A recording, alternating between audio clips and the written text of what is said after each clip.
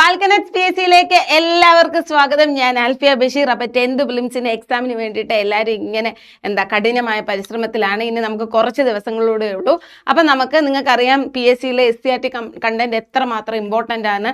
നമ്മുടെ 10th പ്രിലിംസിന്റെ ബയോളജിയിൽ പ്രധാനപ്പെട്ട ഒരു ടോപ്പിക്കാണ് മനുഷ്യ ശരീരവും രോഗങ്ങളും. അപ്പോൾ ഇതുമായിട്ട് ബന്ധപ്പെട്ട കുറച്ച് ക്വസ്റ്റ്യൻസും SCRT കണ്ടന്റും നമുക്കൊന്ന് ഡിസ്കസ് ചെയ്യാം. ഓക്കെ, അപ്പോൾ അറിയാവുന്നവർ വീണ്ടും കാണുക, അറിയാത്തവരും കാണുക. ബേസ് തൊട്ടാണ് നമ്മൾ പറഞ്ഞു പോകുന്നത്. ഒരു ക്വസ്റ്റ്യനുമായിട്ട് റിലേറ്റ് ചെയ്തിട്ടുള്ള SCRT കണ്ടന്റ് എല്ലാം നമ്മൾ ഡിസ്കസ് ചെയ്യും.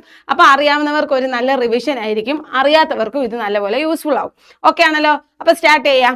ഓക്കെ, അപ്പോൾ നമുക്ക് ഒന്നാമത്തെ ചോദ്യത്തിലേക്ക് കടക്കാം. മനുഷ്യന്റെ ഹൃദയമിടിപ്പ് മൂലം ഹൃദയഭിത്തികൾക്കിടയിൽ ഉണ്ടാകാൻ സാധ്യതയുള്ള കർഷണം പൂർണ്ണമായി കുറയ്ക്കാനും ബാഹ്യക്ഷതങ്ങളിൽ നിന്ന് ഹൃദയത്തെ സംരക്ഷിക്കാനും സഹായിക്കുന്ന പെരികാർഡിയൽ ദ്രാവകം സ്ഥിതി ചെയ്യുന്നത് എവിടെയാണ്? ഓക്കെ, നിങ്ങൾക്കറിയാം നമ്മുടെ ഹൃദയത്തെ പൊതിഞ്ഞ് സംരക്ഷിക്കുന്ന ഇരട്ട സ്ഥലം എന്ന് പറയുന്നത് പെരികാർഡിയാണ്. നമ്മൾ പഠിച്ചിട്ടുള്ള പെരികാർഡിയം അല്ലേ? പെരികാർഡിയം എന്ന് പറയുന്നത് ഹൃദയത്തെ സംരക്ഷിക്കുന്ന ഇരട്ട സ്ഥലമാണ്.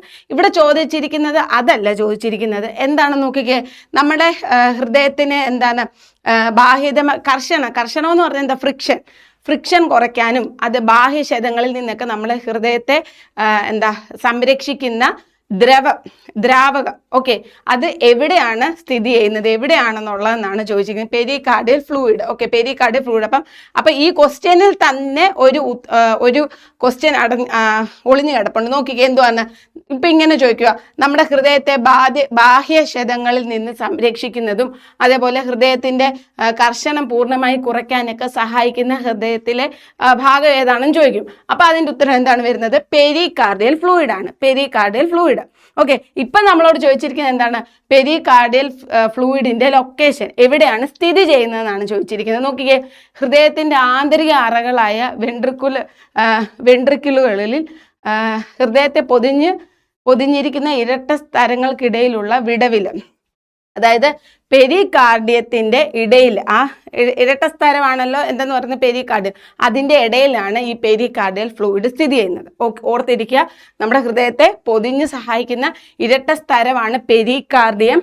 ഈ പെരികാർഡിയത്തിന്റെ ആ സ്ഥലങ്ങൾക്കിടയിലാണ് പെരികാർഡിയൽ ഫ്ലൂയിഡ് സ്ഥിതി ചെയ്യുന്നത്. SCRT കണ്ടന്റ് ആണ്, ഇമ്പോർട്ടൻ്റ് ആണ്. നോക്കിക്കേ, ഇതാണ് നമ്മുടെ ഹൃദയത്തിന്റെ പടം. ഹൃദയത്തെ പൊതിഞ്ഞിരിക്കുന്ന ഇരട്ട സ്ഥലം പെരികാർഡിയം. ഈ സ്ഥലങ്ങൾക്കിടയിലാണ് എന്തെന്ന് പറയുന്നത്? പെരികാർഡിയൽ ഫ്ലൂയിഡ് സ്ഥിതി ചെയ്യുന്നത്. അത് ഹൃദയത്തെ ബാഹ്യക്ഷതങ്ങളിൽ നിന്ന് സംരക്ഷിക്കുന്നു. അതുപോലെ തന്നെ ഹൃദയസ്പന്ദനം മൂലം അവിടെ ഫ്രിക്ഷൻ ഉണ്ടെങ്കിൽ അത് കുറയ്ക്കാനും സഹായിക്കുന്നത് നമ്മുടെ പെരികാർഡിയൽ ഫ്ലൂയിഡ് ആണ്. ഓക്കെ അല്ലേ? ഓക്കെ, അടുത്ത ചോദ്യത്തിലേക്ക് കടക്കാം.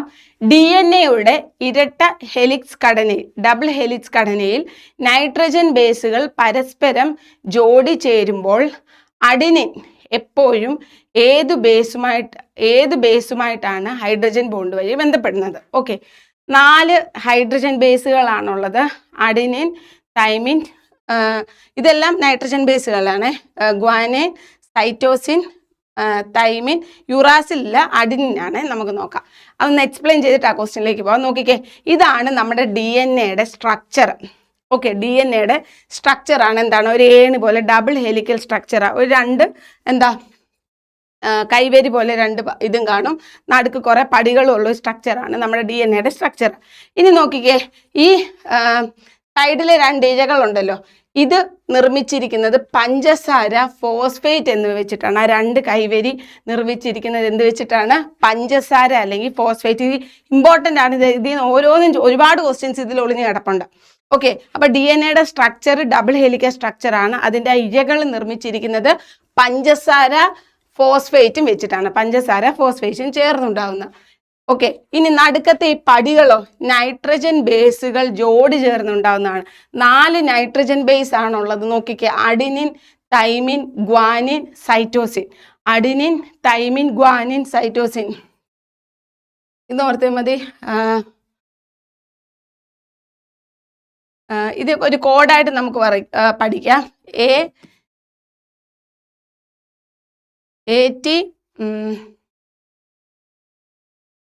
ATGC എന്ന് ഓർത്താൽ മതി. എന്തെങ്കിലും ആയിക്കോട്ടെ. ATGC എന്ന് ഓർത്താൽ മതി. ATGC adenine, thymine, guanine, cytosine. ഞാനൊരു കോഡ് ഓർത്താ കേട്ടോ, കിട്ടിയില്ല. Adenine, thymine, guanine, cytosine. അപ്പോൾ ATGC എന്ന് ഓർത്താൽ മതി. 4 നൈട്രജൻ ബേസ്. ഈ നൈട്രജൻ ബേസ് വെച്ചിട്ടാണ് നമ്മൾ ഈ ഡബിൾ ഹെലിക്കൽ സ്ട്രക്ചറിൻ്റെ ആ പടികൾ നിർമ്മിച്ചിരിക്കുന്നത്. ഇനി ഇത് ജോഡി ചേരും. ഈ 4 എണ്ണവും ജോഡിയായിട്ടാണ് പ്രവർത്തിക്കുന്നത്. ആ ജോഡി എക്സാമിന് ചോദിച്ചിട്ടുണ്ട്. ഇവിടെ നോക്കിക്കേ, ATയും അതുപോലെ തന്നെ GCയും. അഡിനിൻ ജോഡി ചേരുന്നത് തൈമിനുമായിട്ടായിരിക്കും. അതുപോലെ തന്നെ ഗ്വാനിൻ ജോഡി ചേരുന്നത് സൈറ്റോസിനുമായിട്ടായിരിക്കും. ഓക്കെ, ഇങ്ങനെ ഓർത്താൽ മതി.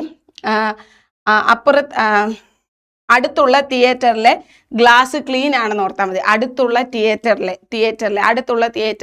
ഗ്ലാസ്, അതാണ് ഞാൻ ഓർത്തത് കേട്ടോ, ഞാനൊരു കോഡ് എടുക്കും. അടുത്തുള്ള തിയേറ്ററിലെ ഗ്ലാസ് ക്ലീൻ ആണ്. അപ്പോൾ അടുത്തുള്ള Aയും Tയും ആണ് എന്ത് ചെയ്യുന്നത്, ജോഡി ചേരുന്നത്. ഗ്ലാസ് ക്ലീനർ Gയും Cയും തമ്മിലാണ് ജോഡി ചേരുന്നത്. ഓക്കെ, അപ്പോൾ അഡിനിൻ എന്തുമായിട്ടാണ് ജോഡി ചേർന്നതെന്ന് ചോദിച്ചാൽ അടുത്തുള്ള തിയേറ്റർ തൈമിനുമായിട്ടാണ്. ഗ്വാനിൻ എന്തുമായിട്ടാണെന്ന് ചോദിച്ചാൽ ഗ്ലാസ് ക്ലീനർ എന്ന് ഓർത്താൽ മതി. ഗ്വാനിന് സൈറ്റോസിനുമായിട്ടാണ് ജോഡി ചേരുന്നത്. അപ്പം ഡബിൾ ഹെലിക്കൽ സ്ട്രക്ചറാണ് DNA-ക്ക്. ആ രണ്ട് ഇഴകളും പഞ്ചസാരയും ഫോസ്ഫേറ്റും വെച്ചിട്ടാണ് നിർമ്മിച്ചിരിക്കുന്നത്. പടികൾ 4 നൈട്രജൻ ബേസ് വെച്ചിട്ടാണ് നിർമ്മിക്കുന്നത്. ഈ നൈട്രജൻ ബേസ് ജോഡിയായിട്ടാണ് പ്രവർത്തിക്കുന്നത്. 4 nitrogen base adenine, thymine, guanine, cytosine. ഇത് ജോഡി എന്ന അയലത്തെ തിയേറ്റർ അപ്പുറത്തെ അല്ലെ അടുത്തുള്ള തിയേറ്ററിലെ ഗ്ലാസ് ക്ലീനർ എന്ന് ഓർക്കുക. ATയുമായിട്ട് അഡിനിൻ, തൈമിനുമായിട്ടും ഗ്വാനിൻ, സൈറ്റോസിനുമായിട്ടാണ് എന്ത് ചെയ്യുന്നത്, ജോഡി ചേരുന്നത്. ഇനി നമ്മുടെ DNA-യുടെ അടിസ്ഥാന ഘടകം നമ്മൾ പറയത്തില്ല, നമ്മുടെ വീടുണ്ടാക്കുമ്പോൾ അടിസ്ഥാന കല്ല അല്ലെങ്കിൽ ഇഷ്ടിക എന്നൊക്കെ പറയുന്ന പോലെ ഈ DNA-യുടെ അടിസ്ഥാന നിർമ്മാണ ഘടകം എന്ന് പറയുന്നത് ന്യൂക്ലിയോറ്റൈഡ് ചോദിക്കും എക്സാമിന്. ഓക്കെ, DNA-യുടെ അടിസ്ഥാന ഘടകം ഏതാണെന്ന് ചോദിച്ചാൽ അതെന്താണ്, ന്യൂക്ലിയോറ്റൈഡ് ആണ്. ഓരോ ന്യൂക്ലിയോറ്റൈഡും ഒരു ഡിയോക്സി റൈബോസ് പഞ്ചസാര, ഒരു ഫോസ്ഫേറ്റ് ഗ്രൂപ്പ്, ഒരു നൈട്രജൻ ബേസ്. അതായത് ഇവിടുത്തെ ഈ ഓരോ ന്യൂക്ലിയോറ്റൈഡ് നിർമ്മിച്ചിരിക്കുന്നത്, ഇവിടെ നമ്മൾ പറഞ്ഞില്ലേ പഞ്ചസാര, ഡിയോക്സി റൈബോ പഞ്ചസാര, ഫോസ്ഫേറ്റ്, നൈട്രജൻ ബേസ് എന്ന് പറഞ്ഞില്ലേ, ഇത് ചേർന്നാണ് എന്തുണ്ടാക്കിയിരിക്കുന്നത്, ഈ ന്യൂക്ലിയോറ്റൈഡ് ഉണ്ടാക്കിയിരിക്കുന്നത്. അതായത് ഓരോ ന്യൂക്ലിയോറ്റൈഡും ഒരു ഡിയോക്സി റൈബോസ് പഞ്ചസാര, ഒരു ഫോസ്ഫേറ്റ് ഗ്രൂപ്പ്, ഒരു നൈട്രജൻ ബേസ്, ഇത് വെച്ചിട്ടാണ് ന്യൂക്ലിയോറ്റൈഡ് നിർമ്മിച്ചിരിക്കുന്നത്. അപ്പം DNA-യുടെ ബിൽഡിംഗ് അടിസ്ഥാന നിർമ്മാണ ഘടകം ഏതാണെന്ന് ചോദിച്ചാൽ ഏതാണ്, ന്യൂക്ലിയോറ്റൈഡ്. ഇനി നമുക്ക് ഇനി അടുത്ത ക്വസ്റ്റ്യനിലേക്ക് കിടക്കാം. നോക്കിക്കേ, DNA-യുടെ ഇരട്ട ഹെലിക് ഘടനയിൽ നൈട്രജൻ ബേസുകൾ പരസ്പരം ജോഡി ചേരുമ്പോൾ അഡിനിൻ എപ്പോഴും എന്താണ്, അടുത്തുള്ള തിയേറ്റർ അഡിനിൻ എന്തുമായിട്ടാണ്, തൈമിനുമായിട്ടാണ് എന്ത് ചെയ്യുന്നത്, ജോഡി ചേരുന്നത്. ഓക്കെ, അടുത്തതിലേക്ക് പോവാം. ഇവിടെ ഒന്നുകൂടെ ഞാനതൊന്ന് നോട്ടായിട്ട് കൊടുത്തിട്ടുണ്ട് കേട്ടോ. ചിലപ്പോൾ ഈ പിക്ചർ ആണെങ്കിലേ കാണുമ്പോൾ നമുക്ക് മനസ്സിലാവണമെന്നില്ല, അതുകൊണ്ട് അതിൽ നിന്നുള്ള ആ ഒരു കണ്ടന്റ് നോട്ടായിട്ട് കൊടുത്തിട്ടുണ്ട്. DNA-യിലെ പടികൾ നിർമ്മിച്ചിരിക്കുന്നത് നൈട്രജൻ ബേസുകൾ ജോഡി ചേർന്നാണ്. Adenine, thymine, guanine, cytosine. Adenine എപ്പനും അത് ബേസ് പെയർ നിയമം വഴിയാണ് അഡിനിൻ തൈമിനുമായിട്ട് ബോണ്ടിൽ ഏർപ്പെടുന്നത്. ഗ്വാനിൻ എപ്പോഴും സൈറ്റോസിനുമായിട്ടാണ് ജോഡി ചേരുന്നത്. ഓക്കെ, ഇനി 5 കാർബൺ പഞ്ചസാര DNA-യിലുള്ള ഡിയോക്സി റൈബോസ് പഞ്ചസാര എന്നത് 5 കാർബൺ ആറ്റങ്ങൾ അടങ്ങിയ ഒരു പെൻറ്റോസ് പഞ്ചസാരയാണ്. നമ്മൾ പറഞ്ഞില്ലേ ന്യൂക്ലിയോറ്റൈഡ് നിർമ്മിച്ചിരിക്കുന്നത് ഒരു ഡിയോക്സി റൈബോസ് പഞ്ചസാര, ഒരു ഫോസ്ഫേറ്റ്, ഒരു നൈട്രജൻ ബേസ് ആണ്. ഈ ഡിയോക്സി റൈബോസ് പഞ്ചസാര എന്ന് ഉദ്ദേശിച്ചത് എന്താണെന്നറിയാമോ, 5 കാർബൺ ആറ്റങ്ങൾ അടങ്ങിയ ഒരു പെൻറ്റോസ് പഞ്ചസാരയാണ് നമ്മൾ ഡിയോക്സി റൈബോസ് പഞ്ചസാര എന്ന് ഓർത്തിരിക്കുക. അപ്പോൾ ഇത് ഇത്രയും പഠിക്കുക. ഈ ഒരു ഭാഗത്തു നിന്ന് തന്നെ ഒരുപാട് ക്വസ്റ്റ്യൻസ് ചോദിക്കാൻ ചാൻസ് ഉണ്ട്. അപ്പോൾ അതൊന്ന് തറവായിട്ട് തന്നെ പഠിച്ചു പോവാം. ഓക്കെ, അടുത്ത നോക്കാം. നമ്മുടെ ഹൃദയ സ്പന്ദനവുമായിട്ട് ബന്ധം, എനിക്ക് സ്തംഭനം എന്ന് എപ്പോഴും വരുന്നത് കേട്ടോ, ഹൃദയ സ്പന്ദനം. ഓക്കെ, നോക്കിക്കേ, ഇതാണ് നമ്മുടെ കാർഡിയാക് സൈക്കിൾ എന്ന് പറയുന്നത്. നോക്കിക്കേ, നിങ്ങൾക്കറിയാം ഹൃദയം ചുരുങ്ങുന്നുണ്ട്, വികസിക്കുന്നുണ്ട്, എക്സ്പാൻഡ് ചെയ്യുന്നുണ്ട്, ചുരുങ്ങുന്നുണ്ട്, വികസിക്കുന്നുണ്ട്. ഹൃദയത്തിന് 4 അറകളുണ്ട് അല്ലേ, 2 ഏട്രിയവും 2 വെൻട്രിക്കിളും. ഏട്രിയം ചുരുങ്ങുമ്പോൾ വെൻട്രിക്കിലേക്ക് ബ്ലഡ് പമ്പ് ചെയ്യുന്നു, അങ്ങനെ പോകുന്നു, അതൊക്കെ അറിയാമായിരിക്കും. അപ്പോൾ ഇവിടെ നോക്കിക്കേ, ഈ കാർഡിയാക് സൈക്കിളിൽ നിന്ന് ഒരു ക്വസ്റ്റ്യൻ ചോദിക്കാൻ ചാൻസ് ഉണ്ട്. ഇവിടെ എന്തൊക്കെ ചേർന്നാണ് ഒരു cardiac cycle? Ventricular systole, joint diastole, atrial systole എന്ന് പറഞ്ഞാൽ ചുരുങ്ങുക, ഡയസ്റ്റോൾ എന്ന് പറഞ്ഞാൽ അത് വിശ്രമിക്കുക അല്ലെങ്കിൽ വികസിക്കുക ചെയ്യുന്നത്. ഓക്കെ. അപ്പൊ ഇതിന് മൊത്തത്തിൽ ഒരു കാർഡിയാക് സൈക്കിളിന് എടുക്കുന്ന സമയം എന്ന് പറയുന്നത് 0.8 സെക്കൻഡ് ആണ്. ഫുള്ളും കൂടെ നടക്കാൻ വേണ്ടിയിട്ട് എടുക്കുന്ന സമയം എന്ന് പറയുന്നത് എന്താണ്? 0.8 സെക്കൻഡ് ആണ്. ഇതിൽ ഏട്രിയൽ സിസ്റ്റോളിന് എടുക്കുന്നത് 0.1 സെക്കൻഡും വെൻട്രിക്കുലാർ സിസ്റ്റോളിന് എടുക്കുന്നത് 0.3 സെക്കൻഡും ജോയിന്റ് ഡയസ്റ്റോളിന് എടുക്കുന്നത് 0.4 സെക്കൻഡും. സമയം പഠിച്ചിരിക്കണം. ഒരു കാർഡിയാക് സൈക്കിൾ എന്ന് പറഞ്ഞാൽ എന്താണ്? Atrial systole, ventricular systole, joint diastole. Atrial സിസ്റ്റോളിന് 0.1 സെക്കൻഡ്, വെൻട്രിക്കുലാർ സിസ്റ്റോളിന് 0.3 സെക്കൻഡ്, ജോയിന്റ് ഡയസ്റ്റോളിന് 0.8 സെക്കൻഡ് ആണ് എടുക്കുന്നത്. ഇത് SCRT കണ്ടന്റ് ആയിട്ട് ചോദിക്കാൻ ചാൻസ് ഉണ്ട്, പഠിച്ചു വെക്കുക. 0.8 സെക്കൻഡ് സമയം ആവശ്യമാണ് ഒരു കാർഡിയാക് സൈക്കിള് പൂർത്തിയാക്കാൻ വേണ്ടിയിട്ട്. ഓക്കെ. അപ്പോൾ ഒരു കാർഡിയാക് സൈക്കിളിനെയാണ് ഒരു ഹേർട്ട് ബീറ്റ് എന്നറിയപ്പെടുന്നത്. അത് ഓർത്തിരിക്കുക. സ്റ്റേറ്റ്മെന്റ് വൈസ് ചോദിക്കാൻ ചാൻസ് ഉണ്ട്. ഒരു ഹേർട്ട് ബീറ്റ് എന്ന് പറഞ്ഞാൽ എന്താണ്? അപ്പോൾ ഒരു ഹേർട്ട് ബീറ്റ് 0.8 സെക്കൻഡ്. ഒരു കാർഡിയാക് സൈക്കിൾ കഴിയുന്നതാണ് ഒരു ഹേർട്ട് ബീറ്റ്. ഹേർട്ട് ബീറ്റ് എടുക്കാൻ ഹൃദയ സ്പന്ദനത്തിന് എടുക്കുന്ന സമയം എത്രയാണ്? 0.8 സെക്കൻഡ് ആണ്. ഓക്കെ. അപ്പോൾ ഇത് ഓർത്തിരിക്കുക. Atrial systole 0.1 second, ventricular systole 0.3 second, joint systole 0.4 second. അതായത് കാർഡിയാക് സൈക്കിളിൽ ഏറ്റവും കൂടുതൽ ദൈർഘ്യമുള്ളത് ജോയിന്റ് ഡയസ്റ്റോളിനാണ്. അങ്ങനെ ചോദിച്ചാലും എഴുതിക്കോണം. കാർഡിയാക് സൈക്കിള് ഏറ്റവും കൂടുതൽ സമയം എടുക്കുന്നത് ജോയിന്റ് ഡയസ്റ്റോളിനാണ്, 0.4 സെക്കൻഡ്. Total 0.8 second. ഓക്കെ. ഇനി അടുത്ത നമുക്ക് നമ്മുടെ ഹൃദയത്തെ പറ്റി ഒന്ന് നോക്കാം. ഓക്കെ. അപ്പോൾ അതിൽ നിന്ന് നിങ്ങൾക്ക് ക്വസ്റ്റ്യൻസ് ചോദിക്കാൻ ചാൻസ് ഉണ്ട്. അപ്പോൾ അത് പഠിച്ചു വെക്കുക. ഹൃദ്രോഗികളുടെ എണ്ണം കൂടുന്നതായി ഹൃദ്രോഗികളുടെ എണ്ണം കൂടുന്നതായി പഠനങ്ങൾ ഇത് വായിച്ചു നോക്കുക. ഹൃദ്രോഗികളുടെ എണ്ണം കൂടുന്നു. വ്യായാമക്കുറവ് കൊണ്ടാണ് ഹൃദയരോഗം ഉണ്ടാകുന്നത്. ഇവിടെ നോക്ക്, ലോക ഹൃദയ ദിനം സെപ്റ്റംബർ 29. ഓക്കെ. ഇവിടുന്ന് കുറേ കാര്യങ്ങൾ ചോദിക്കാനുള്ള ചാൻസ് ഉണ്ട്. നോക്കിക്കേ, നമ്മൾ കൊഴുപ്പടങ്ങിയ ഭക്ഷണം അമിതമായിട്ട് കഴിക്കുമ്പോൾ ഹേർട്ട് അറ്റാക്ക് വരുന്നതെന്ന് നമ്മൾ പഠിച്ചിട്ടുണ്ട്. ശരിക്കും അങ്ങനെയല്ല. അതിന് 1-2 ഘട്ടമുണ്ട്. നമ്മൾ കൊഴുപ്പടങ്ങിയ ഭക്ഷണം കഴിക്കുമ്പം നമ്മുടെ ധമനികളിൽ, ധമനി എന്ന് പറഞ്ഞാൽ ഹൃദയത്തിലേക്ക് രക്തം കൊണ്ടുപോകുന്ന ധമനിയാണ് നമ്മൾ കൊറോണറി ധമനി എന്ന് പറയുന്നത്. കൊറോണറി ധമനി. ഓക്കെ. കൊറോണറി ധമനി എന്ന് പറഞ്ഞാൽ ഹൃദയത്തിലേക്ക് രക്തം കൊണ്ടുപോകുന്ന ധമനിയാണ്. അപ്പം നമ്മൾ കൊഴുപ്പടങ്ങിയ ഭക്ഷണം കഴിക്കുമ്പം ഈ കൊഴുപ്പ് ഈ ധമനികളുടെ ഭിത്തികളിൽ അടിഞ്ഞുകൂടും. ഓക്കെ. ഈ ധമനികളുടെ ഭിത്തികളിൽ അടിഞ്ഞുകൂടുന്ന രോഗാവസ്ഥയാണ് നമ്മൾ അതിരോസ്ക്ലീറോസിസ് എന്ന് പറയുന്നത്. അതിരോസ്ക്ലീറോസിസ്. ഓക്കെ ആണല്ലോ. ഒരുപാട് കൊഴുപ്പ് കഴിക്കല്ലേ അതിര് കടക്കുന്നെന്ന് ഓർത്താൽ മതി. കൊഴുപ്പ് കഴിക്കല്ലേ, അത് അതിര് കടക്കുന്നു. അടിഞ്ഞുകൂടുന്നത് അതിര് കടക്കുന്നു. അതിരോസ്ക്ലീറോസിസ്. അടിഞ്ഞുകൂടുന്നത് അതിരോസ്ക്ലീറോസിസ്. കൊഴുപ്പ് കഴിക്കുന്നത് അതിര് കടന്നാൽ അതിരോസ്ക്ലീറോസിസ് വരും.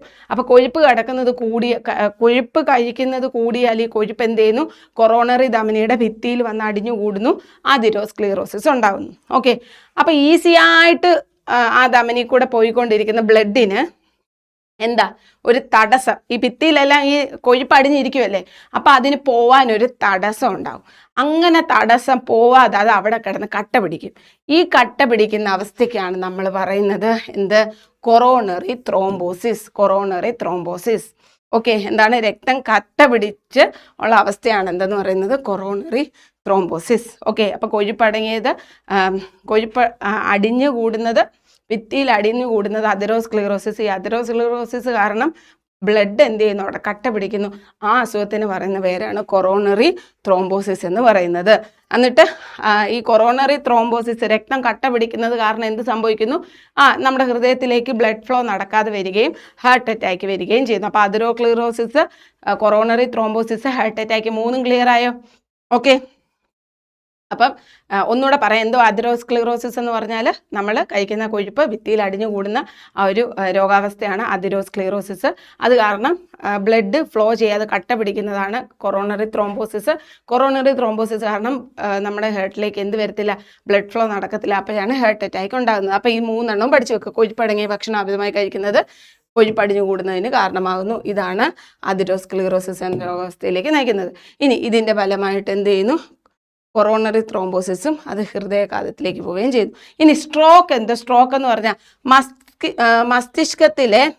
മസ്തിഷ്കത്തിലെ രക്തക്കുഴലിൽ ഉണ്ടാകുന്ന തടസ്സം, രക്തക്കുഴൽ പൊട്ടുന്നത്. നമ്മുടെ മസ്തിഷ്കത്തിലെ രക്തക്കുഴലിലോട്ടുണ്ടാകുന്ന തടസ്സം, രക്തക്കുഴൽ പൊട്ടിപ്പോകുന്ന അവസ്ഥയാണ് സ്ട്രോക്ക്. അപ്പം ഇവിടെ നിന്ന് എന്തൊക്കെ ക്വസ്റ്റ്യൻ കിട്ടി? ഹൃദയദിനം സെപ്റ്റംബർ 29 അതിരോസ്ക്ലീറോസിസ്, ഭിത്തിയിൽ കൊഴുപ്പടിയുന്നത്. പിന്നെ രക്തം കട്ട പിടിക്കുന്നത്, coronary thrombosis, heart attack, stroke, മസ്തിഷ്കത്തിൽ രക്തതടസ്സം ഉണ്ടാകുന്നത്. ഓക്കെ ആണല്ലോ. ഇനി ഇതുമായിട്ട് ബന്ധപ്പെട്ട് ചോദിച്ചിട്ടുള്ള ക്വസ്റ്റ്യൻ നമുക്ക് നോക്കാം. മനുഷ്യ ശരീരത്തിൽ കൊഴുപ്പടങ്ങിയ ആഹാര പദാർത്ഥങ്ങളുടെ അമിതമായ ഉപയോഗം മൂലം ധമനികളുടെ ഉൾഭിത്തിയിൽ കൊഴുപ്പടിഞ്ഞുകൂടി രക്തപ്രവാഹം തടസ്സപ്പെടുന്ന രോഗാവസ്ഥയ്ക്ക് പറയുന്ന പേര്, അല്ലെ? നോക്കിക്കേ, രക്തപ്രവാഹം തടസ്സപ്പെടുക, അല്ലെ? രക്തപ്രവാഹം തടസ്സപ്പെടുന്ന രോഗാവസ്ഥയ്ക്ക് പറയുന്ന പേരെന്താണ്? അതിരോസ്ക്ലീറോസിസ്. കൊഴുപ്പടിഞ്ഞു കൂടി രക്തപ്രവാഹം തടസ്സപ്പെടുന്ന രോഗാവസ്ഥയാണ് എന്തെന്ന് പറയുന്നത്? അതിരോസ്ക്ലീറോസിസ്. ഓക്കെ. കൊറോണറി ത്രോംബോസിസ് എന്തുവാ നമ്മൾ പറയുന്നത്? രക്തം കട്ട പിടിക്കുന്ന അവസ്ഥയാണ്, അല്ലെ? രക്തം കട്ട പിടിക്കുന്ന അവസ്ഥയാണ് കൊറോണറി ത്രോംബോസിസ്. തെറ്റിപ്പോവല്ലേ? ഓക്കെ. കൊഴുപ്പടിഞ്ഞു കൂടുന്ന ആണ് അതിരോസ്ക്ലീറോസിസ്. അടുത്ത ചോദ്യം, മനുഷ്യനിലെ വിവിധ തരം പല്ലുകളിൽ ആഹാര പദാർത്ഥങ്ങൾ കടിച്ചു കീറാൻ സഹായിക്കുന്നതും മാംസകാരികളായ മൃഗങ്ങളിൽ അതീവ ശക്തമായി വികസിച്ചിട്ടുള്ളതുമായ പല്ലുകൾ ഏതാണ്? അപ്പോൾ ഈ പല്ലുകളെ പറ്റി ഒന്ന് പഠിച്ചിട്ട് നമുക്ക് ഇങ്ങോട്ട് തിരിച്ചു വരാം. നോക്കിക്കേ, ഇത് SCRT ആണ്, പഠിച്ചോണേ.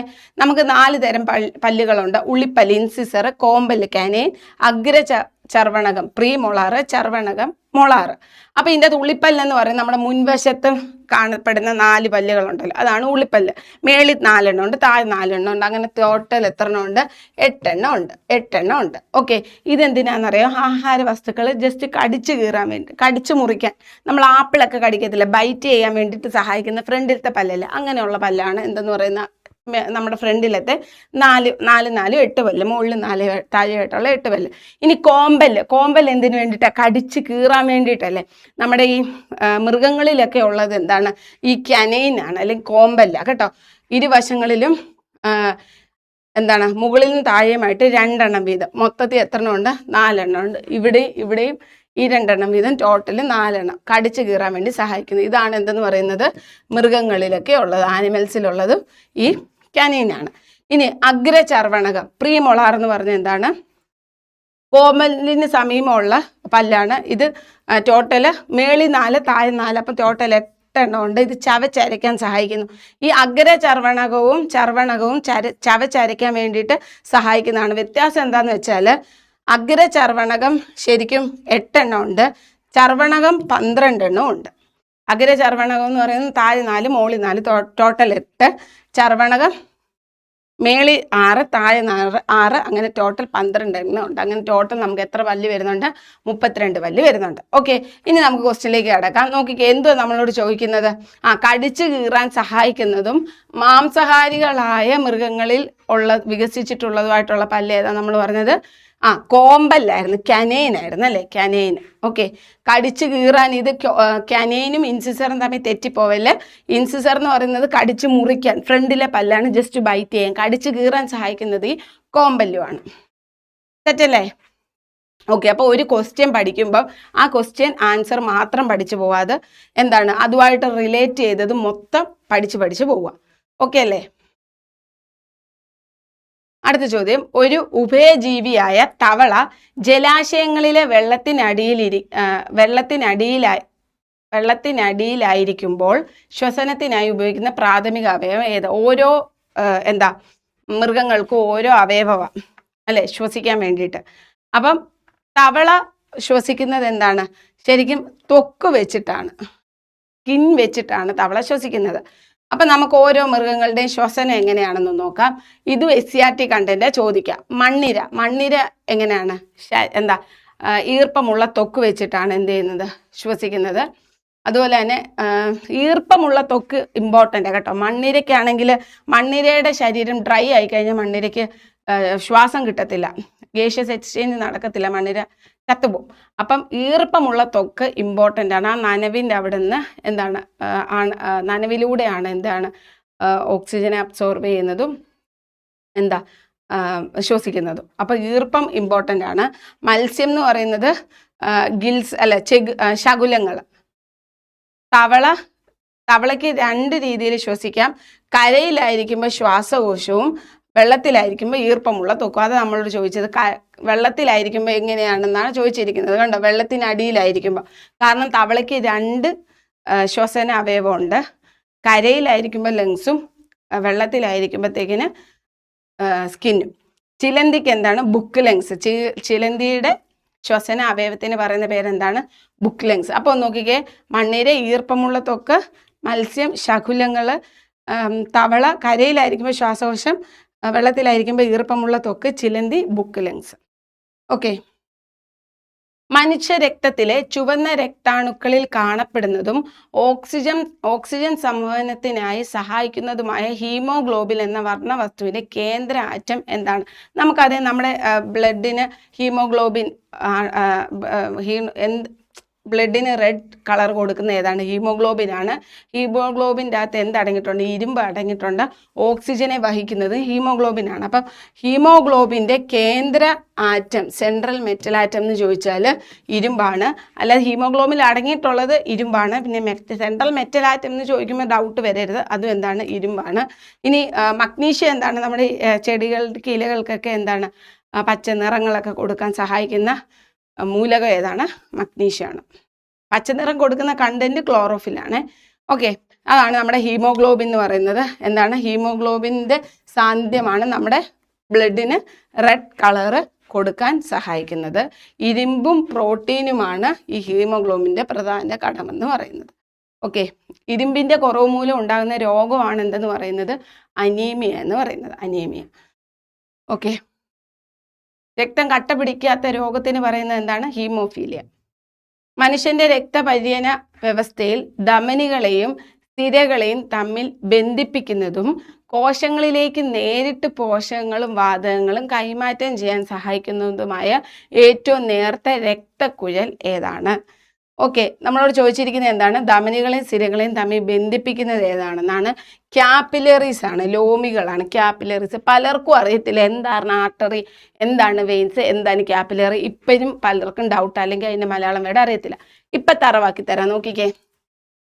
ഇതാണ് നമ്മുടെ ധമനി, സിര, ലോമികൾ. ഓക്കെ, എന്താ ധമനികൾ? ഹൃദയത്തിൽ നിന്ന് ഓക്സിജൻ കൂടുതൽ അടങ്ങിയ രക്തം ശരീരത്തിന്റെ വിവിധ ഭാഗത്തിലേക്ക് കൊണ്ടുപോകുന്ന കുഴലുകളാണ് ധമനികൾ.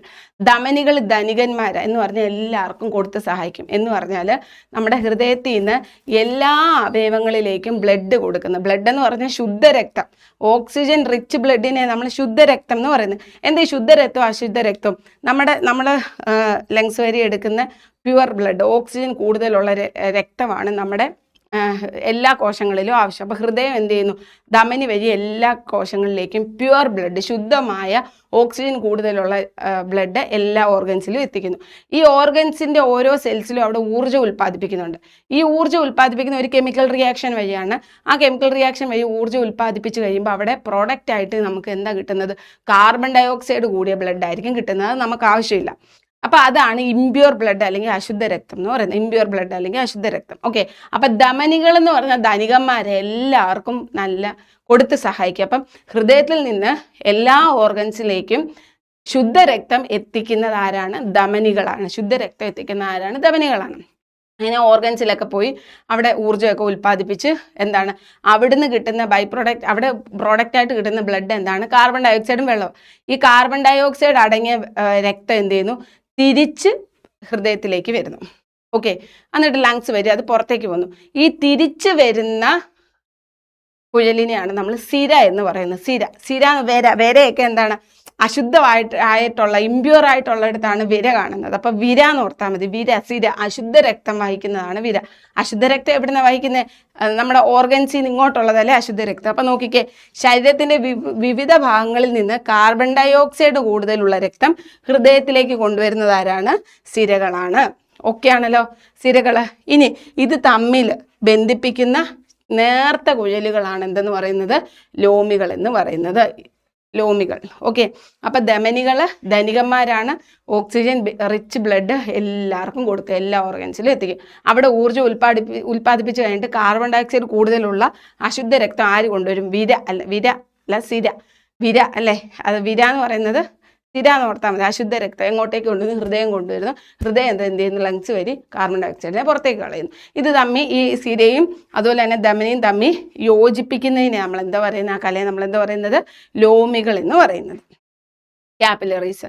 ഇനി ഇതിൻ്റെ ഇതുകൂടെ ഒന്ന് ഓർത്തിരിക്കുക. SCRT ആയതുകൊണ്ട് എടുത്തിട്ടതാ. ധമനി എന്ന് പറയുമ്പോൾ കട്ടി കൂടിയ ഇലാസ്റ്റിസിറ്റി ഉള്ള ഒരു ഭിത്തിയാണ്. ഓക്കെ, അവിടെ രക്തം ഉയർന്ന മർദ്ദത്തിലും വേഗത്തിലും ഒഴുകുന്നുണ്ട്. ലോമികൾ എന്ന് പറഞ്ഞാൽ ഒറ്റ നിര കോശമാണ്. ഓക്കെ, ധമനി ഇലാസ്റ്റിസിറ്റി ഉള്ള കട്ടി കൂടിയതും അതുപോലെ തന്നെ ലോമികൾ എന്ന് പറയുന്ന ഒറ്റ നിരയുള്ളതാണ്. സിര എന്ന് പറയുന്നത് കട്ടി കുറഞ്ഞ ഭിത്തിയാണ്. വരയ്ക്ക് കട്ടി കുറവല്ലേ, അപ്പോൾ സിര കട്ടി കുറഞ്ഞതാണെന്ന് ഓർത്താൽ മതി. ഓക്കെ, ഇനി ഓരോ ജീവികളിലും നമ്മുടെ ഹൃദയത്തിൻ്റെ അറ, നമുക്ക് 4 അറയുണ്ടെന്ന് അറിയാമല്ലോ. 2 ഏട്രിയം 2 വെൻട്രിക്കിൾ എന്ന് പറഞ്ഞാൽ ഹൃദയത്തിന് 4 അറകളുണ്ട്. ഓരോ ജീവികളെ അറകൾ നമുക്കൊന്ന് നോക്കാം. നോക്കിക്കേ, 5 ജോഡി പാർശ്വഹൃദയങ്ങൾ. നോക്കിക്കേ, 5 ജോഡി ആണ് എന്തെന്ന് പറയുന്നത് നമ്മുടെ മണ്ണിരയ്ക്കുള്ളത്. പാറ്റയ്ക്കാണെങ്കിലോ, പാറ്റയ്ക്കാണെങ്കിൽ 13 അറകൾ. പാറ്റയ്ക്ക് ഏറ്റവും കൂടുതൽ ഈ കൂട്ടത്തിൽ അറകൾ കൂടുതലുള്ളത് 13 അറകൾ. മീനിന് 2 അറകളാണുള്ളത്. പിന്നെ എന്തുവാ, തവളയ്ക്ക് 3 അറകളാണുള്ളത്. കോഴിക്ക് 4 അറകളാണെന്നുള്ളത്. നമ്മൾ ചിക്കനൊക്കെ കഴിക്കുമ്പോൾ ഈ സാധനം എടുത്ത് കളയത്തില്ലേ, ഇത് ഹൃദയമാണെന്നൊക്കെ പറയത്തില്ലേ. ഓക്കെ, അപ്പോൾ എന്തൊക്കെയാണെന്ന് നോക്കിക്കേ. 5 അറകൾ, മണ്ണിരയ്ക്ക് 5 അറകൾ, പാറ്റയ്ക്ക് ഏറ്റവും കൂടുതൽ 13 അറകളുണ്ട്. കണ്ടോ, ഇങ്ങനെ പാറ്റയുടെ ഇങ്ങനെ നടുക്കത്ത് വരെ ഓർത്താൽ മതി. 13 അറയുണ്ടെന്ന് ഓർത്താൽ മതി. ഓക്കെ, മീനിന് 2, തവളയ്ക്ക് 3, കോഴിക്ക് 4. ഓക്കെ ഓക്കെ ഇനി അടുത്തത് ലങ്സിനെ പറ്റി ഒന്ന് നോക്കാം. കോശങ്ങളിൽ നിന്ന് എത്തിച്ചേരുന്ന കാർബൺ ഡൈ ഓക്സൈഡ് അല്ലെ, ബ്ലഡ്. അപ്പം നമ്മൾ മുമ്പേ പറഞ്ഞില്ലേ, കോശങ്ങളിൽ നിന്ന് carbon dioxide rich blood വരും, അത് ലങ്സ് വഴിയാണ് പുറത്തേക്ക് പോകുന്നത്. നമ്മുടെ കരളിനെ പറ്റി ഒന്ന് നോക്കാം. SCRT ആയതുകൊണ്ട് ഇമ്പോർട്ടൻ്റ് ആണ്. മനുഷ്യ ശരീരത്തിലെ ഏറ്റവും വലിയ ഗ്രന്ഥിയാണ് കരൾ. മനുഷ്യ ശരീരത്തിലെ ഏറ്റവും വലിയ ഗ്രന്ഥി ഏതാണ്? കരളാണ്. രക്തത്തിലൂടെ എത്തുന്ന കരൾ ഉൽപ്പാദിപ്പിക്കുന്ന സെക്രേഷനാണ് ബൈൽ എന്ന് പറയും, പിത്തരസം. ഏറ്റവും വലിയ ഗ്രന്ഥി കരളാണ്. കരൾ ഉൽപ്പാദിപ്പിക്കുന്ന സെക്രേഷനാണ് ബൈൽ. ഇനി ഇവിടുന്ന് പറയാനുള്ള ഒരു കാര്യം എന്താണെന്ന് വെച്ചാൽ, കരൾ ഈ പ്രോട്ടീൻ്റെ വിഘടനം കാരണം അവിടെ ഒരു അമോണിയ എന്ന് പറഞ്ഞ വളരെ വിഷവസ്തു ഉണ്ടാകാറുണ്ട്. അത് നമ്മുടെ ശരീരത്തിന് വളരെ ഹാനികരമാണ്. പക്ഷേ ഈ അമോണിയയെ ദോഷകരമാക്കാതെ യൂറിയ ആക്കി മാറ്റുന്നത് നമ്മുടെ കരളാണ്. ഫിൽട്ടർ ചെയ്യുക എന്ന് പറഞ്ഞാൽ എന്താ? വിഷാംശത്തെ എല്ലാം നശിപ്പിച്ച് കളയും. ഫിൽട്ടർ ചെയ്ത് എടുക്കുന്നത് നമ്മുടെ എന്താണ്? കരളാണ്. ഓക്കെ, ഹാനികരമായ വസ്തുക്കളെ നശിപ്പിക്കുന്നു. അതുപോലെ തന്നെ കൊഴുപ്പിനെ ദഹിപ്പിക്കാൻ ആവശ്യമാകുന്നു. അതുപോലെ തന്നെ നോക്കിക്കേ, ഹാനികരമായ അമോണിയ ഉണ്ടാക്കുന്ന താരതമ്യേന ഫിൽട്ടർ ചെയ്യുന്നത് വൃക്കയാണ് കേട്ടോ. ഇവിടെ നോക്കുക, അമോണിയ ഇവിടെ നോക്കിക്കേ, പോഷകഘടകങ്ങളെ വിഘടിക്കുമ്പോൾ ശരീരത്തിന് ഹാനികരമായ അമോണിയ ഉണ്ടാക്കുന്നു. ഈ അമോണിയ ഹാനികരമല്ലാത്ത യൂറിയ ആക്കി മാറ്റുന്നതാണ് കരളെ. ഓക്കെ, ഫിൽട്ടറിങ് ഇല്ല കേട്ടോ, ഫിൽട്ടർ കിഡ്നിയാണ്. അപ്പോൾ ഒന്നോർത്ത് നോക്കിക്കേ, ഏറ്റവും വലിയ ഗ്രന്ഥിയാണ്. അതുപോലെ തന്നെ ഉൽപ്പാദിപ്പിക്കുന്ന രസം ബൈലാണ്. അമോണിയയെ യൂറിയ ആക്കി മാറ്റുന്നു. ഓക്കെ,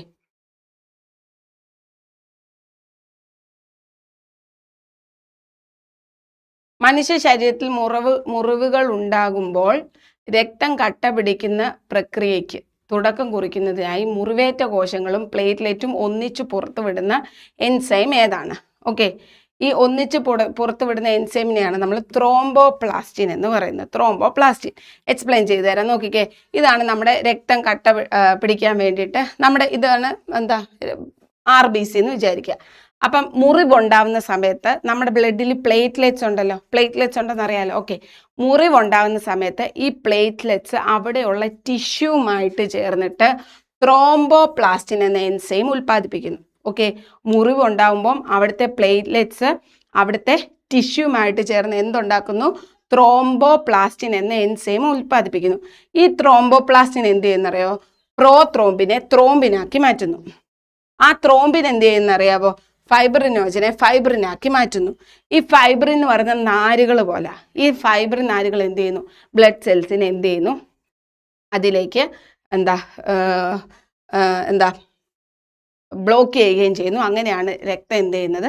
കട്ട പിടിക്കുന്നത്. എല്ലാം മനസ്സിലായോ? ഒന്നുകൂടെ പറയാം. അതായത് മുറിവുണ്ടാകുന്ന സമയത്ത് ആ പ്ലേറ്റ്ലെറ്റും ആ മുറിവുണ്ടായ കലയും കൂടെ ചേർന്ന് ത്രോംബോപ്ലാസ്റ്റിൻ എന്ന എൻസൈം പ്രൊഡ്യൂസ് ചെയ്യുന്നു. ഈ ത്രോംബോപ്ലാസ്റ്റിന് പ്രോത്രോംബിനെ ത്രോംബിനാക്കി മാറ്റുന്നു. ബ്ലഡിലെ പ്രോത്രോംബിനെ ത്രോംബിനാക്കി മാറ്റുന്നു. ഓക്കെ, അപ്പം നമുക്കിപ്പോൾ ത്രോംബിൻ കിട്ടി. ഇനി ഈ ത്രോംബിൻ എന്തോ ചെയ്യുന്നറിയാവോ? ഫൈബ്രിനോജനെ ഫൈബ്രിനാക്കി മാറ്റുന്നു. ശരിക്കും കട്ട പിടിക്കാൻ ഫൈബ്രിനാ വേണ്ടത്.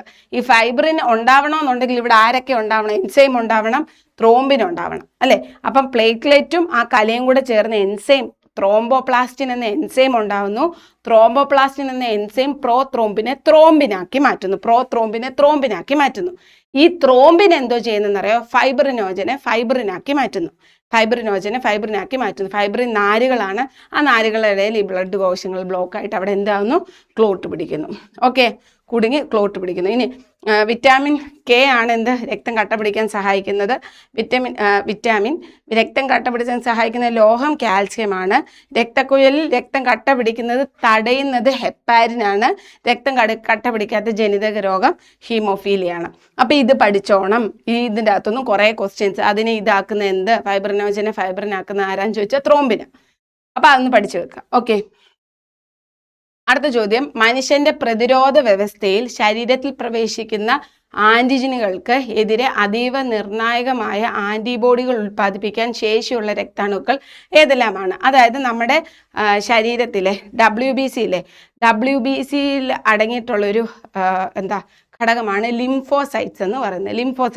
ഈ ലിംഫോസൈറ്റ്സ് തന്നെ 2 തരമുണ്ട്. ബി ലിംഫോസൈറ്റ്സും ഉണ്ട്, ടി ലിംഫോസൈറ്റ്സും ഉണ്ട്. ഈ ബി ലിംഫോസൈറ്റ്സും ടി ലിംഫോസൈറ്റ്സും രൂപപ്പെടുന്നത് നമ്മുടെ മജ്ജയില്ല, ബോൺമാരോയില്ല. പക്ഷേ ബി ലിംഫോസൈറ്റ്സ് പാകപ്പെടുന്നത് എവിടെയാണ്? ബോൺമാരോയിൽ തന്നെ. ഓക്കെ, പക്ഷേ നമ്മുടെ ടി ലിംഫോസൈറ്റ്സ് തൈമസ് ഗ്രന്ഥിയിലാണ് പാകപ്പെടുന്നത്. ഓക്കെ, ഒന്നുകൂടെ പറയാം. ബി ബോൺമാരോ എന്ന് ഓർത്താൽ മതി. ബി ബോൺമാരോ, അതായത് ബി ലിംഫോസൈറ്റ്സ് ഉണ്ടാവുന്നതും പാകപ്പെടുന്നതും ബോൺമാരോയിൽ വെച്ചിട്ടാണ്. പക്ഷേ ടി ലിംഫോസൈറ്റ്സ് ഉണ്ടാവുന്നത് ബോൺമാരോയിലാണ്, പക്ഷെ പാകപ്പെടുന്നത് തൈമസ് ഗ്രന്ഥിയിലാണ്. ടി തൈമസ് എന്ന് ഓർത്താൽ മതി. തൈമസ് ഗ്രന്ഥിയിലാണ് പാകപ്പെടുന്നത്. മെച്യൂർ ആവുന്നത് തൈമസ് ഗ്രന്ഥിയിലാണ്. ഓക്കെ, ടി ലിംഫോസൈറ്റ്സും ബി ലിംഫോസൈറ്റ്സും ഉണ്ടാവുന്നത് ബോൺമാരോയിലാണ്. എന്നാൽ ബി ലിംഫോസൈറ്റ്സ് പാകപ്പെടുന്നത് ബോൺമാരോയിലും ടി ലിംഫോസൈറ്റ്സ് പാകപ്പെടുന്നത് തൈമസ് ഗ്രന്ഥിയിലുമാണ്. അപ്പോൾ ഇവിടെ നോക്കിക്കേ, ബി ലിംഫോസൈറ്റ്സ് എന്തോ ചെയ്യുന്നത്? നമ്മുടെ ശരീരത്തിൽ എന്തെങ്കിലും ഒരു രോഗാണുക്കൾ വരുമ്പം അതിനെ പ്രതിരോധിക്കാനുള്ള ആൻറ്റിബോഡികൾ നിർമ്മിക്കുന്നത് ബി ലിംഫോസൈറ്റുകളാണ്. ആൻറ്റിബോഡികളെ ഉൽപ്പാദിപ്പിക്കുന്നത് ആരാണ്? ടി ലിംഫോസൈറ്റ് ആണ്. ഓക്കെ, ബി ലിംഫോസൈറ്റ് ഏതാണെന്ന് വെച്ചാൽ ഏതെങ്കിലും രോഗബാധിതയുള്ള കോശങ്ങൾ, ഈ ക്യാൻസറൊക്കെ അടങ്ങിയിട്ടുള്ള കോശങ്ങൾ കണ്ടുപിടിച്ചിട്ട് അതിനെ എന്ത് ചെയ്യുക? ഇതിനെ നശിപ്പിക്കാനാണ് എന്ത് ചെയ്യുന്നത്? ബി ലിംഫോസൈറ്റ്സ് ചെയ്യുന്നത്. കാൻസർ കോശങ്ങളെയൊക്കെ തിരിച്ചറിഞ്ഞിട്ട് അതെന്ത് ചെയ്യുന്നു? ക്യാൻസർ കോശങ്ങളെ തിരിച്ചറിഞ്ഞ് നശിപ്പിക്കുകയാണ് ടി ലിംഫോസൈറ്റ് ചെയ്യുന്നത്. ഓക്കെ, അപ്പം ബിയും ടിയും ഉണ്ട്. ബി ലിംഫോസൈറ്റ്സ് ഉണ്ടാവുന്നതും പാകപ്പെടുന്നതും ബോൺമാരോയിൽ. ടി ലിംഫോസൈറ്റ്സ് ഉണ്ടാവുന്നത് ബോൺമാരോയിൽ, പാകപ്പെടുന്നത് തൈമസ് ഗ്ലാൻഡിൽ. ബി ലിംഫോസൈറ്റ്സ് ആൻറ്റിബോഡി ഉണ്ടാക്കിയിട്ട് രോഗങ്ങളെ പ്രതിരോധിക്കുന്നു. ടി ലിംഫോസൈറ്റ്സ് രോഗം ബാധിച്ച കോശങ്ങൾ കണ്ടുപിടിച്ച് അതിനെ നശിപ്പിക്കുന്നു. അപ്പോൾ ഇവിടെ ചോദിച്ചിരിക്കുന്നത് ആൻറ്റിബോഡി നിർമ്മിക്കുന്നത് ഏതാണ്? ആൻറ്റിബോഡി നിർമ്മിക്കുന്നത് ബി ലിംഫോസൈറ്റാണ്. B lymphocytes. ഓക്കെ, ഇനി ആർജിത രോഗങ്ങൾ. NCERT ആയതുകൊണ്ട് എടുത്തിട്ടതാ. ജസ്റ്റ് ഒന്ന് ഓർത്താൽ മതി. നമ്മുടെ ഒരാളുടെ ജീവിത കാലയളവിൽ ഉണ്ടാകുന്ന രോഗങ്ങളെയാണ് ആർജിത രോഗങ്ങൾ എന്ന് പറയുന്നത്. ഇത് ഉണ്ടാകാനുള്ള കാരണങ്ങൾ എന്തൊക്കെയാണ്? സൂക്ഷ്മജീവികൾ കാരണമാണ് ഈ അക്വയർഡ് ഡിസീസസ് ഒക്കെ ഉണ്ടാകുന്നത്. ഓക്കെ, ഇനി അടുത്ത sickle cell anaemia. Sickle cell anaemia എന്ന് പറഞ്ഞാൽ എന്താണ്? നമ്മുടെ രക്താണുക്കൾ ശരിക്കും ഈ ഒരു ഷേപ്പിലാണ് ഇരിക്കുന്നത്. സിക്കിൾ സെൽ അനീമിയ ബാധിച്ച രക്താണുക്കൾ അരിവാള് പോലെ അല്ലേ? സിക്കിൾ സെൽ ഷേപ്പിൽ അരിവാള് പോലെ. അപ്പോൾ അരിവാള് പോലെ ഈ നമ്മുടെ ഈ രക്തക്കൊയിലുകളിലൂടെ പോകുന്ന ഈ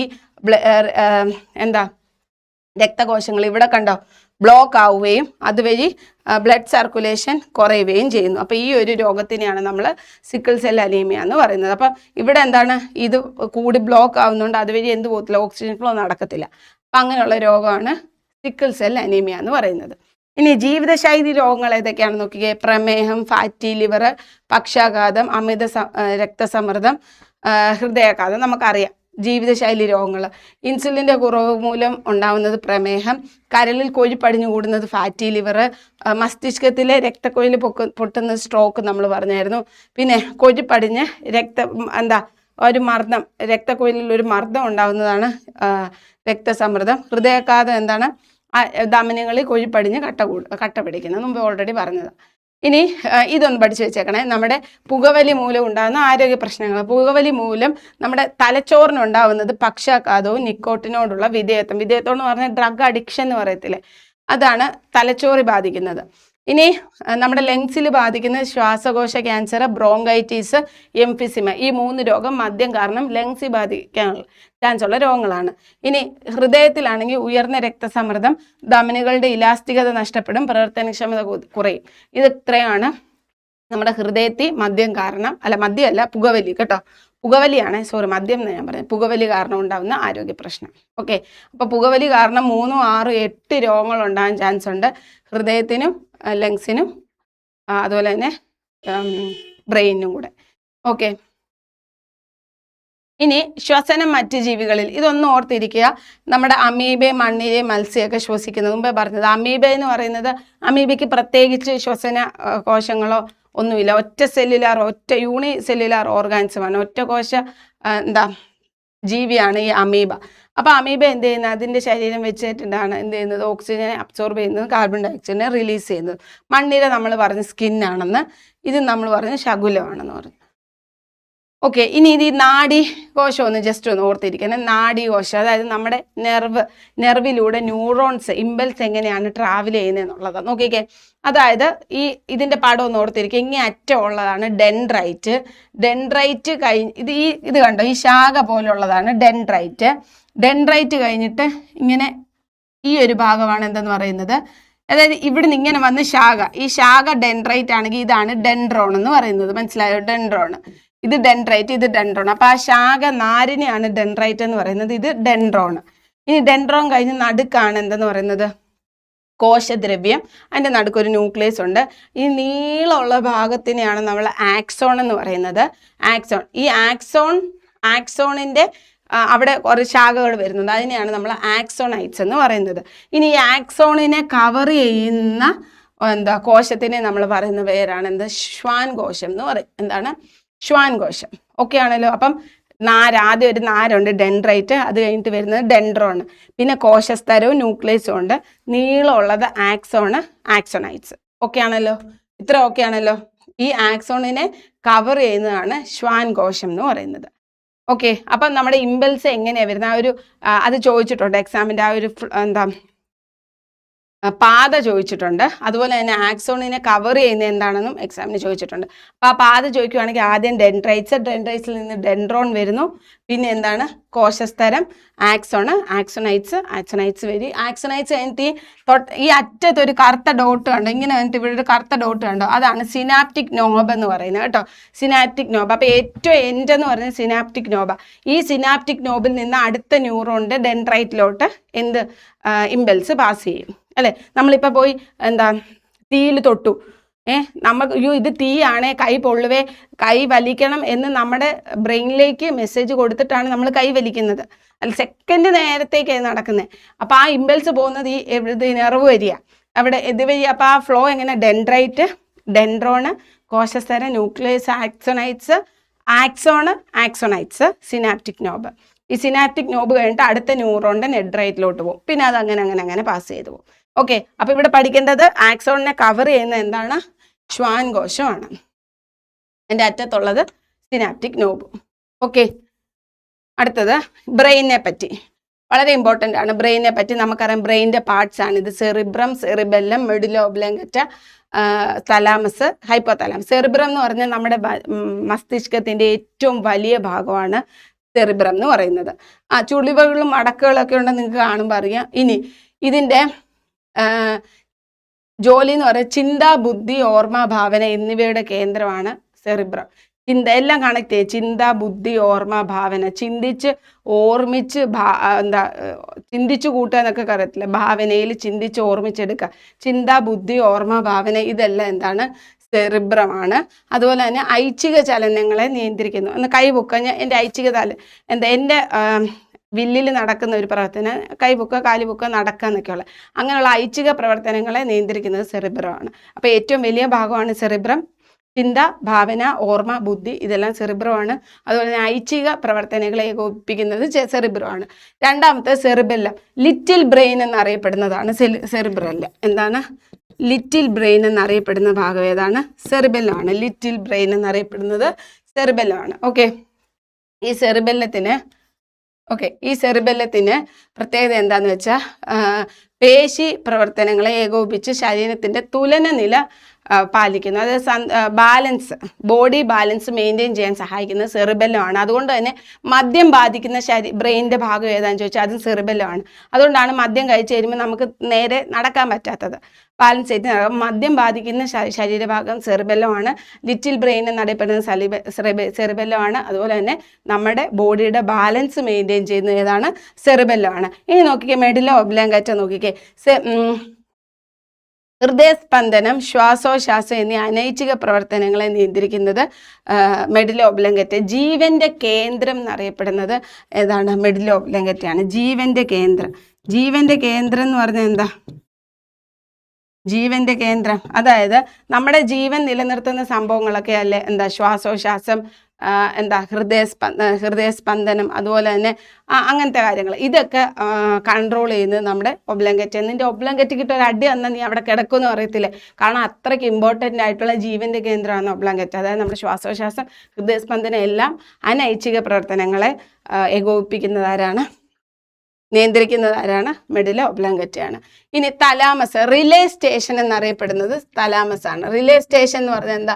ആ മെസ്സേജസ് ഒക്കെ പാസ് ചെയ്യാനൊക്കെ സഹായിക്കുന്നത് ഏതാണ്? തലാമസ് ആണ്. റിലേ സ്റ്റേഷൻ, എഴുതിയത് ശരിയായില്ല. റിലേ സ്റ്റേഷൻ അല്ലെങ്കിൽ മെസ്സേജ് പാസ് ചെയ്യാൻ സഹായിക്കുന്നതൊക്കെ ആരാണ്? തലാമസ് ആണ്.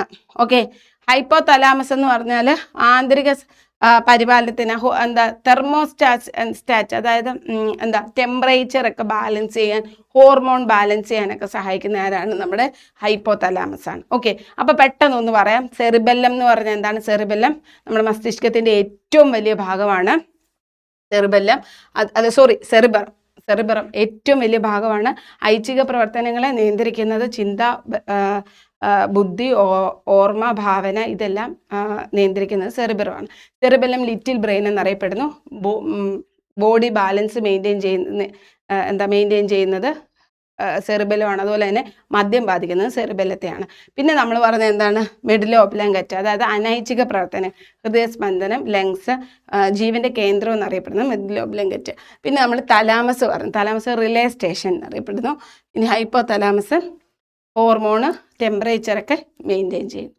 ഓക്കെ, മനുഷ്യ മസ്തിഷ്കത്തിൻ്റെ പ്രവർത്തനങ്ങളുമായി ബന്ധപ്പെട്ട് ഹൃദയസ്പന്ദനം, ശ്വാസോച്ഛ്വാസം തുടങ്ങിയ അതീവ നിർണായക അനൈച്ഛിക പ്രവർത്തനങ്ങളെ പൂർണ്ണമായി നിയന്ത്രിക്കുന്നതാരാണ്? മെഡുല ഒബ്ലാങ്കറ്റയാണ്. ഒബ്ലാങ്കറ്റ കേട്ട് അടി കിട്ടിയാൽ തീർന്നു അല്ലേ? മദ്യപിക്കുന്ന ഒരാളിൽ മദ്യം മസ്തിഷ്കത്തിലെ ഏതു ഭാഗത്തിൻ്റെ പ്രവർത്തനത്തെ ബാധിക്കുന്നത് കൊണ്ടാണ് അയാൾക്ക് ശരീര തുലനാവസ്ഥ നഷ്ടപ്പെടുന്നതും കാലിടറി വീഴുന്നതും. മദ്യം ബാധിക്കുന്നതെന്ന് പറയുമ്പോഴേ ഓർത്തോണം, അതെന്താണ്? നമ്മുടെ ലിറ്റിൽ ബ്രെയിൻ ആയിട്ടുള്ള സെറിബെല്ലമാണ്. മനുഷ്യ ശരീരത്തിലെ താപനില, വിശപ്പ്, ദാഹം എന്നിവ കൃത്യമായി നിയന്ത്രിക്കുന്ന മസ്തിഷ്കത്തിലെ സുപ്രധാന ഭാഗം ഏതാണ്? വിശപ്പ്, ദാഹം എന്നിവയൊക്കെ ഏതാണ്? ഹൈപ്പോതലാമസ് ആണ് കേട്ടോ, ഹൈപ്പോതലാമസ്. ഓക്കെ, അടുത്തത്, ഒരു സാധാരണ നവജാത ശിശുവിൻ്റെ ശരീരഘടനയുമായി താരതമ്യം ചെയ്യുമ്പോൾ മുതിർന്ന ഒരാളുടെ സുഷുമ്ന നട്ടെല്ലിൻ്റെ മധ്യഭാഗം വരെ മാത്രം കാണപ്പെടാൻ കാരണമെന്ത്? അതായത് ശരിക്കും കുഞ്ഞുങ്ങളുടെ നട്ടെല്ലെന്ന് പറയുന്നത്, നവജാത ശിശുവിൻ്റെ നട്ടെല്ലിൻ്റെ സുഷുമ്ന എന്ന് പറയുന്നത് നട്ടെല്ലിൻ്റെ അഗ്രഭാഗമുണ്ട്. കുഞ്ഞുങ്ങൾ വളരുന്ന അനുസരിച്ച് നട്ടെല്ല് വളരും, പക്ഷെ എന്താണ്, നട്ടെല്ല് വളരുന്ന അനുസരിച്ച് സുഷുമ്ന വളരത്തില്ല. മനസ്സിലായോ? അതുകൊണ്ടാണ് മുതിർന്നവരിൽ മധ്യഭാഗം വരെ കാണപ്പെടുന്നത്. അപ്പം കുഞ്ഞുങ്ങളിൽ അഗ്രഭാഗം വരെ സുഷുമ്ന, നട്ടെല്ലിൻ്റെ അഗ്രഭാഗം വരെ സുഷുമ്ന കാണപ്പെടും, പക്ഷെ മുതിർന്നവരിൽ കാണപ്പെടാത്തതിന് കാരണം നട്ടെല്ല് വളരുന്ന അനുസരിച്ച് സുഷുമ്ന വളരാത്തത് കൊണ്ടാണ്. ഓക്കെ ആണല്ലോ, സെറ്റ് അല്ലേ? ഓക്കെ, അടുത്ത ക്വസ്റ്റ്യനിലേക്ക് കടക്കാം. ഓക്കെ, അടുത്ത ചോദ്യം, മനുഷ്യ ശരീരത്തിലെ അന്തർസ്രാവി വ്യവസ്ഥയെക്കുറിച്ചുള്ള പഠനത്തിൽ ആഹാരത്തിൽ അയഡിന്റെ തുടർച്ചയായ കുറവ് മൂലം തൊണ്ടയിലെ തൈറോയ്ഡ് ഗ്രന്ഥി അതീവ മാരകമായി വീർത്തു വരുന്ന അവസ്ഥ ഏതാണ്? അതായത് തൈറോയ്ഡ് ഗ്രന്ഥി വീർത്ത് വരുന്ന തൈറോക്സിന്റെ കുറവ് മൂലം ഉണ്ടാകുന്ന രോഗമാണ് നമ്മൾ ഗോയിറ്റർ. അയഡിന്റെ കുറവ് മൂലം തൈറോക്സിൻ പ്രവർത്തിക്കാതെ ഉണ്ടാകുന്ന രോഗമാണ് ഗോയിറ്റർ എന്ന് പറയുന്നത്. ഈ തൈറോക്സിന്റെ അളവ് മൂലം കുറെ രോഗങ്ങൾ വരുന്നുണ്ട്. അത് കൃത്യമായിട്ട് ഞാൻ പറഞ്ഞുതരാം. നോക്കിക്കേ, അതായത് തൈറോക്സിന്റെ ഉൽപാദനം കുറയുന്ന അവസ്ഥയാണ് ഹൈപ്പോ തൈറോയിഡിസം എന്ന് പറഞ്ഞ. പോയി എന്ന് പറഞ്ഞാൽ കുറഞ്ഞു. തൈറോയ്ഡ് ഗ്ലാൻഡ് പ്രൊഡ്യൂസ് ചെയ്യുന്ന തൈറോക്സിന്റെ ഉൽപാദനം കുറയുന്ന അവസ്ഥയാണ് ഹൈപ്പോ തൈറോയിഡിസം എന്ന് പറയുന്നത്. ഈ ഹൈപ്പോ തൈറോയിഡിസം തന്നെ കുട്ടികളിൽ വേറൊരു പേരിലും മുതിർന്നവരും വേറൊരു പേരിലും അറിയപ്പെടുന്നത്. അതായത് തൈറോക്സിന്റെ അളവ് കുറയുന്നത് കാരണം കുട്ടികളിൽ, നവജാത ശിശുക്കളിലും അല്ലെങ്കിൽ ഭ്രൂണാവസ്ഥയിലോ ഈ തൈറോക്സിന്റെ അളവ് കുറയുന്ന രോഗത്തിനെ നമ്മൾ പറയുന്ന പേര് ക്രെറ്റിനിസം എന്ന് പറയും. ക്രെറ്റിനിസം, കൊച്ചുകുട്ടികൾ ക്രൈ ചെയ്യും, ക്രെറ്റിനിസം. ഓക്കെ, അപ്പൊ ഹൈപ്പോ തൈറോയിഡിസം എന്ന് പറഞ്ഞാൽ തൈറോക്സിന്റെ അളവ് കുറയുന്നതാണ്. കുട്ടികളിൽ ഉണ്ടാവുന്ന രോഗമാണ് ക്രെറ്റിനിസം എന്ന് പറയുന്നത്. മുതിർന്നവരിൽ ഉണ്ടാവുന്നതാണ് മിക്സിഡിമ. Mummy myxoedema. ഓക്കെ, മമ്മിക്ക് ഉണ്ടാവുന്ന മിക്സിഡിമ. അപ്പൊ തൈറോക്സിന്റെ അളവ് കുറയുന്നത് കാരണം മുതിർന്നവരിൽ ഉണ്ടാവുന്നതാണ് മിക്സിഡിമ എന്ന് പറയുന്നത്. ഹൈപ്പോ തൈറോയിഡിസം എന്ന് പറയുന്നത് തൈറോക്സിന്റെ അളവ് കൂടുന്നതിന് കാരണം ഉണ്ടാവുന്ന രോഗമാണ്. തൈറോക്സിന്റെ അളവ് കൂടുന്നത് കാരണം ഉണ്ടാവുന്നതാണ് ഹൈപ്പോ തൈറോയിഡിസം. അപ്പൊ ഇത് നോക്കിക്കേ, മുതിർന്ന ഒരാളിൽ പെട്ടെന്ന് ശരീരഭാരം വൻതോതിൽ കൂടുകയും അതീവ മന്ദത അനുഭവപ്പെടുക, മുഖത്തും കാലുകളിലും വീക്കം വരിക എന്നീ ലക്ഷണങ്ങൾ കാണിച്ചാൽ അത് ഏത് ഹോർമോണിന്റെ കുറവ് മൂലമാണ് സംഭവിക്കുന്നത്? തൈറോയ്ഡ് ഗ്ലാൻഡ് പ്രൊഡ്യൂസ് ചെയ്യുന്ന തൈറോക്സിന്റെ കുറവ് മൂലമാണ് സംഭവിക്കുന്നത്. ഓക്കെ, അതുപോലെ തന്നെ ഗോയിറ്റർ എന്താണ്? തൈറോയ്ഡ് ഗ്ലാൻഡ് പ്രൊഡ്യൂസ് ചെയ്യുന്ന തൈറോക്സിന്റെ ഉൽപാദനത്തിന് അത്യാവശ്യമാണ് അയഡിൻ എന്ന് പറയുന്നത്. അയഡിന്റെ കുറവ് മൂലം ഉണ്ടാകുന്ന രോഗമാണ് എന്തെന്ന് പറയുന്നത്? ഗോയിറ്റർ എന്ന് പറയുന്നത്. മനുഷ്യന്റെ രക്തപര്യവന വ്യവസ്ഥയിൽ പ്രധാന അവയവമായ ഹൃദയത്തെ ബാഹ്യ ആഘാതങ്ങളിൽ നിന്നും കർശനത്തിൽ നിന്നും സംരക്ഷിക്കുന്ന ഇരട്ടസ്തര പാളി ഏത് പേരിലാണ് അറിയപ്പെടുന്നത്? പെരികാർഡിയം. അല്ലെ, ഏത് പേരിലാണ് അറിയപ്പെടുന്നത്? പെരികാർഡിയം. മെനിഞ്ചസ് എന്ന് പറയുന്ന, പ്ലൂറ എന്ന് പറയുന്നത് നമ്മുടെ ലങ്സിനെ കവർ ചെയ്യുന്നത്, മെനിഞ്ചസ് നമ്മുടെ ബ്രെയിനെ കവർ ചെയ്യുന്നതാണ് കേട്ടോ, ബ്രെയിനെ. ഓക്കെ, അപ്പം ഇത്രയും ഈ ഒരു ക്ലാസ് നിങ്ങൾക്ക് നല്ലൊരു റിവിഷൻ കിട്ടി എന്ന് വിശ്വസിക്കുന്നു. അറിയാത്തവർക്കും യൂസ്ഫുൾ ആയി എന്ന് വിശ്വസിക്കുന്നു. ബേസ് തൊട്ട് നമ്മൾ പറഞ്ഞിട്ടുണ്ട്. അപ്പം നല്ല പോലെ പോയി എക്സാം എഴുതുക. അപ്പോൾ ശരി, താങ്ക് യു സോ മച്ച്.